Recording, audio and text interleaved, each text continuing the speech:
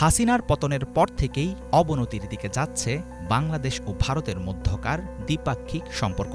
বন্ধুত্ব, সমঝোতা ও যৌথ উন্নতির কথা বলা হলেও বাস্তবে কাজে আসছে না কোনো প্রচেষ্টা। সম্প্রতি ভারতীয় সংবাদ মাধ্যমের খবরে জানা গেল, যুক্তরাষ্ট্রের নিউ ইয়র্কে ডক্টর মোহাম্মদ ইউনূসের সাথে বৈঠক করতে আগ্রহী নন নরেন্দ্র মোদি। দুই দেশের মধ্যকার চলমান জটিলতা কমানোর সুযোগ থাকলেও কেন এরকম একটি মিটিং এড়াতে চাইছে নয়াদিল্লি? তাহলে কি হাসিনাকে নিয়ে কোনো আলোচনাই করতে চায় না ভারত? সেপ্টেম্বরের শেষ সপ্তাহে যুক্তরাষ্ট্রের নিউ ইয়র্কে অনুষ্ঠিত হবে জাতিসংঘের সাধারণ পরিষদের ৭৯তম অধিবেশন। সেখানে অংশ নেবেন বাংলাদেশ ও ভারতের দুই রাষ্ট্রপ্রধান। আশা করা হচ্ছিল অধিবেশনের কোনো এক ফাঁকে সুযোগ আসবে আলোচনার।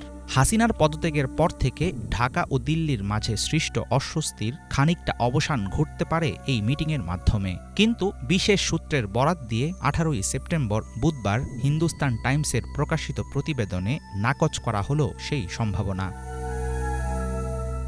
ব্যস্ত শিডিউল নিয়ে এবার ৩ দিনের যুক্তরাষ্ট্র সফরে যাচ্ছেন ভারতের প্রধানমন্ত্রী। নিয়মিত কর্মসূচির মাঝেও কয়েকটি দ্বিপাক্ষিক বৈঠকে যোগ দেওয়ার পরিকল্পনা রয়েছে মোদির। তবে বাংলাদেশের অন্তর্বর্তীকালীন সরকারের প্রধান উপদেষ্টার সঙ্গে মিটিংয়ের জন্য আলাদা করে সময় রাখা হয়নি, এমন তথ্য দিয়েছেন নাম প্রকাশে অনিচ্ছুক ভারতীয় এক কর্মকর্তা। হিন্দুস্তান টাইমসের দাবি, এই মাসের শুরুর দিকে বাংলাদেশের পক্ষ থেকে দুই নেতার মধ্যে বৈঠকের জন্য আনুষ্ঠানিক অনুরোধ করা হয়েছিল।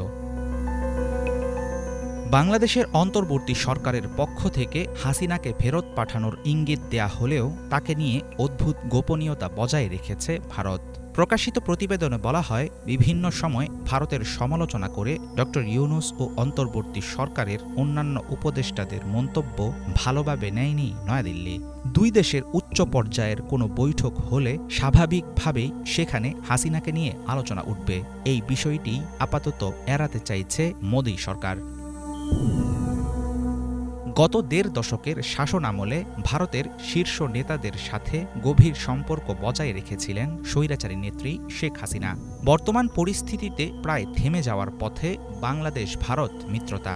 নিউ ইয়র্কে দুই রাষ্ট্রনেতার মধ্যকার দ্বিপাক্ষিক মিটিং নিয়ে আশাবাদী ছিলেন অনেক আন্তর্জাতিক বিশ্লেষক। তাদের দাবি, মোদি ইউনূস বৈঠক ভারতের জন্য অস্বস্তিকর হলেও অচিরেই নয়াদিল্লিকে বসতে হবে হাসিনার ভাগ্য নির্ধারণী কোনো আলোচনায়।